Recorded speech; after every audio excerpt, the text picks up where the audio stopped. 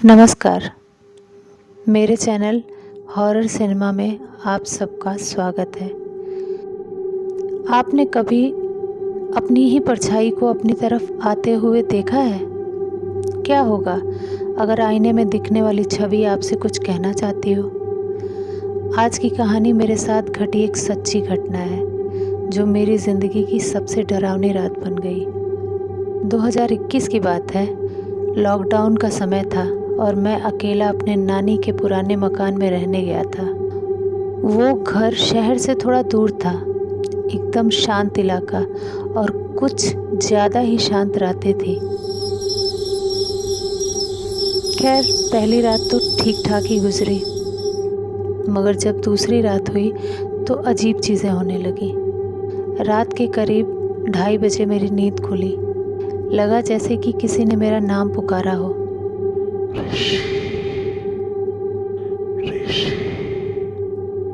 मैं चौंक गया। घर में कोई नहीं था और ये मेरा नाम कौन पुकारा? मैं उठा और देखा कि खिड़की खुली हुई थी, बाहर चांदनी फैली थी और मैंने देखा कि मेरी परछाई दीवार पे थी, लेकिन वो मेरी तरह नहीं हिल रही थी। जैसे मैं हाथ उठा रहा था तो वो हाथ सीधा करके खड़ा हुआ था। फिर मैं डरते हुए सोच रहा था कि ये कैसे हो सकता है? मैंने तो हाथ उठाया और वो हिला भी नहीं।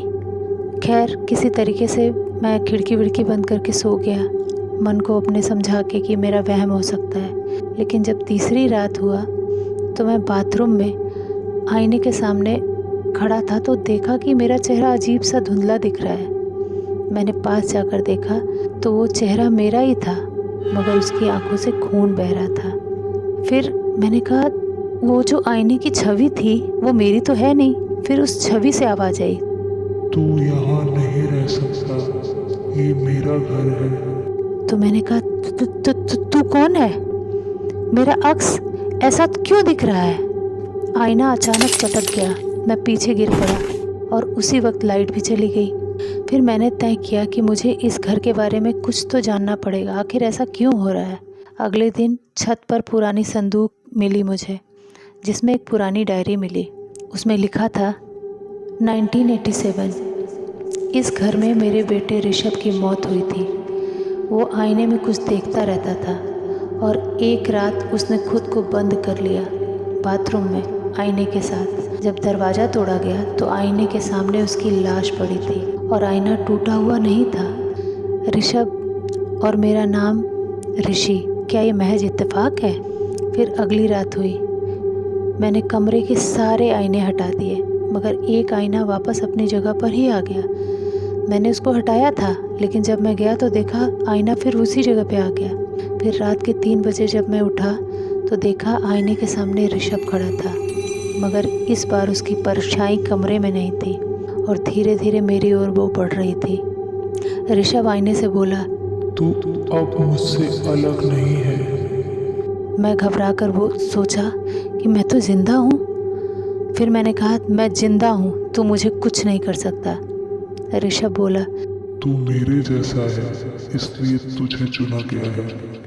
अगले दिन मुझे उसी कमरे में बेहोश पाया गया। मैं किसी तरह बाहर निकल आया, लेकिन तब से लेकर आज तक वो कभी कभी आईने में कुछ और दिखती है मेरी परछाई, मैं कुछ और कर रहा होता हूँ और आईने में कुछ और हरकत दिखती है।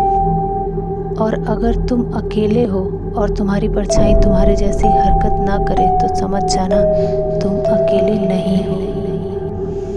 अगर आपको ये कहानी डरावनी लगी हो तो सोचिए मेरे लिए वो रात कैसी रही होगी। अगली बार फिर मिलेंगे एक और खौफनाक किस्से के साथ।